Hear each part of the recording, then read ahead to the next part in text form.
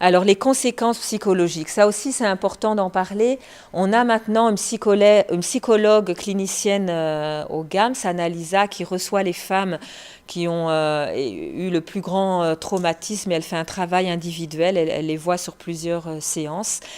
Qu'est-ce qu'on a? Comme je vous disais, on a cette phobie de la sphère génitale qui fait qu'on ne veut pas du tout être touché là.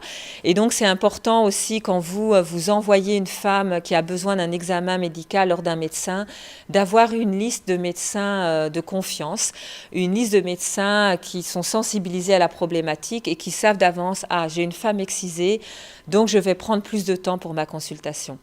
Et c'est important quand vous prenez les rendez-vous de dire, ben voilà, c'est une dame excisée ou elle vient d'arriver dans un centre fait d'asile Croix-Rouge, elle a encore jamais été vue par un gynécologue. Ça va sans doute prendre beaucoup de temps, la confiance pour qu'elle puisse se déshabiller, écarter les jambes et qu'on puisse avoir un examen. Parfois, on n'arrive pas la première fois et ce sera lors d'une deuxième séance qu'on arrivera à examiner la femme. Les femmes peuvent passer par des phases de dépression. Il y a des jours ça va et puis des jours ça va pas. Et ça, c'est lié aussi aux événements de la vie. Donc, comme je vous disais tout à l'heure, cette femme-là, une jeune fille, elle va pouvoir souffrir au moment du premier rapport sexuel, au moment où elle a ses règles, chaque étape de sa vie de femme, au moment où elle va accoucher. Donc une femme peut avoir accepté ça en disant, bon, ma mère à l'époque ne savait pas que c'était pas bien quand elle me l'a fait en Guinée, quand elle me l'a fait au Mali.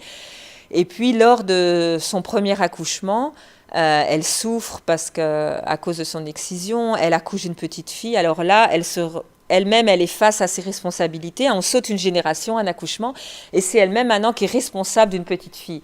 Et elle dit, qu'est-ce que je vais faire pour cette petite fille? Comment je vais la protéger? Et alors là, de nouveau, elle peut avoir le poids du monde sur les épaules et se dire, bon, comment je vais faire avec toute cette pression sociale pour protéger cette petite fille?